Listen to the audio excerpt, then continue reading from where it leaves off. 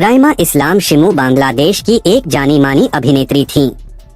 उन्होंने न सिर्फ 50 से ज्यादा फिल्मों में काम किया बल्कि 2 दर्जन से अधिक नाटकों में भी काम कर दर्शकों के दिलों में जगह बनाई। यह महज इत्तेफाक की बात है कि जिन दिनों देश भर में अपने दौर की खूबसूरत और लोकप्रिय अभिनेत्री परवीन बाबी की जिंदगी पर बनी वेब सीरीज रंजिश ही सही की चर्चा हो रही थी, उन्हीं दिनों बांग्लादेश की परवीन जितनी ही सेक्सी, लोकप्रिय और सुंदर एक्ट्रेस राइमा इस्लाम शिमू की दुखद हत्या की चर्चा भी उतनी ही शिद्दत से हो रही थी। फर्क सिर्फ इतना था कि परवीन बाबी की लाश उनके घर में मिली थी, जबकि राइमा की एक सड़क पर मिली थी। यह सड़क बांग्लादेश की राजधानी ढाका के केरानीगंज अलियापुर इलाके में हजरतपुर ब्रिज के नजदीक है, जो कालाबागान थाने के अंतर्गत आता है। 17 जनवरी 2022 को राइमा की लाश मिली तो बांग्लादेश में सनाका खिंच गया, क्योंकि वह कोई मामूली हस्ती नहीं थी बल्कि घर घर में उनकी पहुंच थी। अपनी अभिनय प्रतिभा के दम पर उन्होंने अपना एक बड़ा दर्शक और प्रशंसक वर्ग तैयार कर लिया था। जिस हाल में राइमा की लाश मिली थी उससे साफ जाहिर हो रहा था कि उनकी बेरहमी से हत्या की गई है। इस हादसे ने एक बार फिर साफ कर दिया कि रियल लाइफ में जमीन आसमान का फर्क होता है और आमतौर पर फिल्म स्टार्स, फिर वे किसी भी देश के हों, की जिंदगी उतनी हसीन और खुशनुमा होती नहीं जितनी कि उनके जिए किरदारों में दिखती है। ये भी पढ़े घरेलू नौकर सावधान। यही राइमा के साथ हुआ कि हत्यारा कोई और नहीं बल्कि उनका बेहद करीबी शख्स था और हत्या की वजह कोई अफेयर, पैसों का लेन देन, कोई विवाद या नशे की लत या फिर कोई दिमागी बीमारी भी नहीं थी। 43 वर्षीय राइमा साल 1977 में ढाका के एक मध्यम वर्गीय परिवार में जन्मी थीं, जिन्हें बचपन से ही अभिनय का शौक था। ढाका से स्कूल और कॉलेज की पढ़ाई पूरी करने के बाद उन्होंने एक्टिंग का कोर्स भी किया था।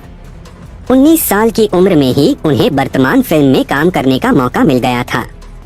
निर्माता काजी हयात की इस कामयाब फिल्म से वह फिल्म इंडस्ट्री में पहचानी जाने लगी।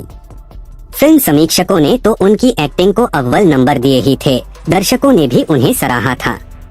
इसकी वजह उनका ताजगी से भरा चेहरा और बेहतर एक्टिंग के अलावा उनकी कमसिन अल्हड़पन और खूबसूरती भी थी।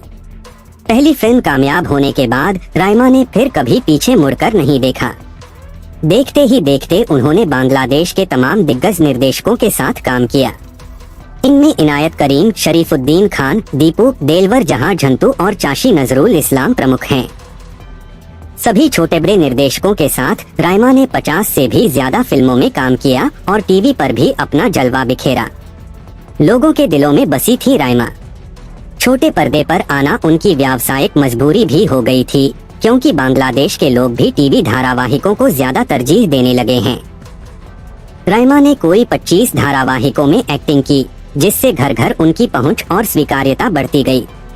बांग्लादेश फिल्म इंडस्ट्री के लगभग सभी बड़े नायकों के साथ उन्होंने काम किया। खासतौर से अमित हसन, बप्पा राज रियाज, शाकिब खान, जाहिद हसन और मुशर्रफ करीम के साथ उनकी जोड़ी खूब जमती थी। राइमा आला कारोबारी दिमाग की मालकिन थीं, इसलिए उन्होंने खुद का प्रोडक्शन हाउस भी खोल लिया था, जिसके तहत कई टीवी सीरियल बने थे। अलावा इसके वह फिल्म पत्रकारिता भी अर्थ को था द नेशनल बिजनेस मैगजीन के लिए करती थीं। बहुमुखी प्रतिभा की धनी इस एक्ट्रेस को टीवी न्यूज चैनल 18 बांग्ला में सेल्स एंड मार्केटिंग में वाइस प्रेसिडेंट भी नियुक्त किया गया था। जल्द ही एक नामी event management company TN events limited के CEO की जिम्मेदारी भी उन्हें दी गई थी। इतना ही नहीं, उन्होंने बांग्लादेश में ही अपना ब्यूटी सैलून भी शुरू कर दिया था, जिसका नाम रोज ब्यूटी सैलून है। ढाका का ग्रीन रोड इलाका राइमा के घर की वजह से भी पहचाना जाने लगा, जो दर्शकों और प्रशंसकों की नजर में किसी मन्नत या जन्नत से कम नहीं था। लेकिन कोई सोच भी नहीं सकता था कि लाखों लोगों का मनोरंजन करने वाली और दर्शकों के दिलों पर राज करने वाली इस एक्ट्रेस की निजी जिंदगी किसी नर्क से कम बदतर नहीं थी, और इसकी वजह था उनका पति शखावत अली नोबेल, जो कभी उन पर जान छिड़का करता था। इन दोनों ने 16 साल पहले लव मैरिज की थी। शौहर ही निकला कातिल। आम दर्शक इससे ज्यादा कुछ नहीं सोच पाता कि उसकी चहेती एक्ट्रेस अपने महल जैसे घर के अंदर सदस्यों के साथ हंस खेल रही होगी, रोमांस कर रही होगी या फिर डाइनिंग टेबल पर बैठी लंच या डिनर कर रही होगी। और कुछ नहीं तो पति और बच्चों के साथ आंचल हवा में लहराते लॉन के झूले पर झूलती गाना गा रही होगी। उसके इर्द गिर्द रंग बिरंगे फूल और चहचहाते पक्षी होंगे। सर के ऊपर नीला खुला आसमान होगा। लेकिन ऐसा कुछ भी कम से कम राइमा की जिंदगी में तो नहीं था। पिछले कुछ दिनों से वह बेहद घुटन भरी जिंदगी जी रही थी। आलीशान घर के अंदर कलह स्थायी रूप से पसर चुकी थी, जिससे उनके दोनों बच्चे सहमे समय से रहते थे।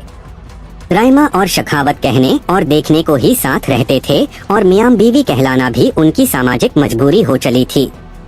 लेकिन रोज रोज की मार कुटाई और कलह आम बात हो चुकी थी।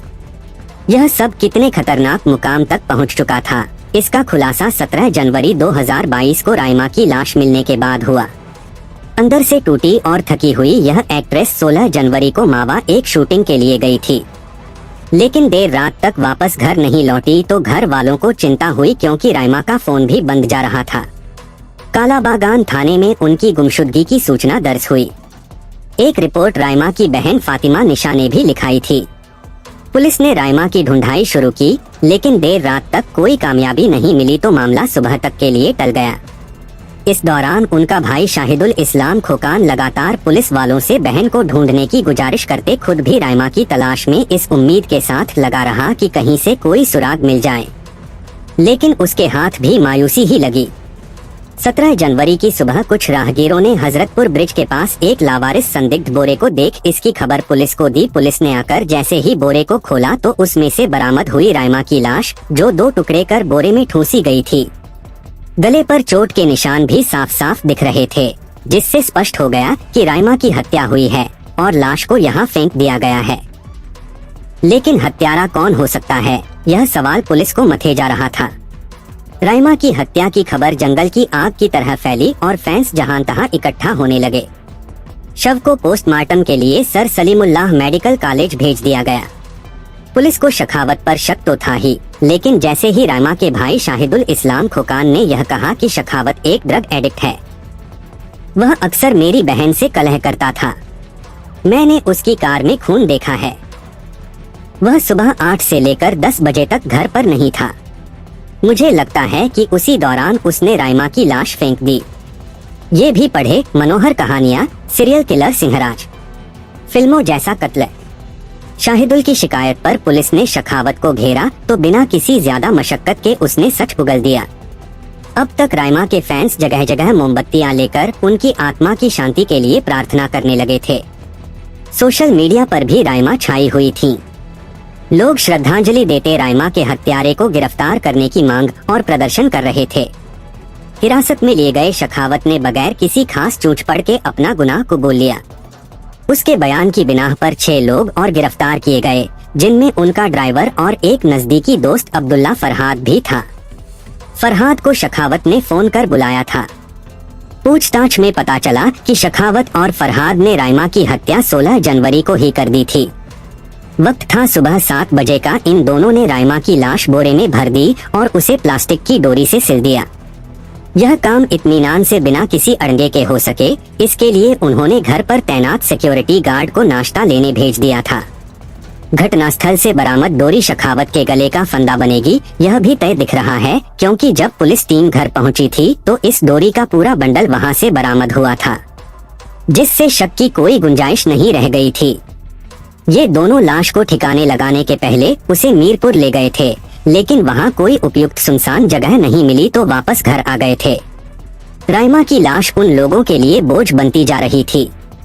मीरपुर से वापसी के बाद दोनों रात 9:30 बजे के करीब हजरतपुर ब्रिज पहुँचे और लाश वाले बोरे को वहीं फेंक दिया, लेकिन हड़बड़ाहट और जल्दबाजी में गलती से डोरी वहीं छोड़ दी, जो उनके खिलाफ एक पुख्ता सबूत बन गई। लाश फेंकने के बाद घर आकर दोनों ने सबूत मिटाने की गरज से कार को धोया और बदबू दूर करने के लिए उसमें ब्लीचिंग पाउडर भी छिड़का, लेकिन इसके बाद भी खून के धब्बे पूरी तरह नहीं मिट पाए थे। यानी राइमा शूटिंग पर गई है, यह झूठ जानबूझकर फैलाया गया था, जिससे कत्ल को किसी हादसे में तब्दील किया जा सके या उसका ठीकरा किसी और के सिर फूटे, नहीं तो उसे तो ये लोग 16 जनवरी 2022 को ही ऊपर पहुंचा चुके थे। गलत नहीं कहा जाता कि मुलजिम कितना भी चालाक हो, कोई न कोई सबूत छोड़ ही देता है। फिर शखावत और फरहाद तो नौसिखिए थे, जो यह मानकर चल रहे थे कि उन्होंने बड़ी चालाकी से अपने गुनाह को अंजाम दिया है, इसलिए पकड़े जाने का तो कोई सवाल ही पैदा नहीं होगा।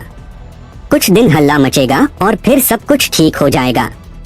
पुलिस के सामने शखावत ने शरीफ बच्चों की तरह मान लिया कि राइमा से कलह के चलते उसने उसका कत्ल किया, लेकिन हकीकत में वह अव्वल दर्जे का शराबी और ड्रग एडिक्ट था, जो पत्नी को मारकर उसकी सारी दौलत हड़प कर लेना चाहता था, जिससे ताउम्र मौज और अय्याशी की जिंदगी जी सके। पर अब उसे जिंदगी भर जेल की चक्की पीसना तय दिख रहा है। हो सकता है अदालत कोई रहम न दिखाते हुए शखावत को फांसी की सजा ही दे दे, जिसका कि वह हकदार भी है।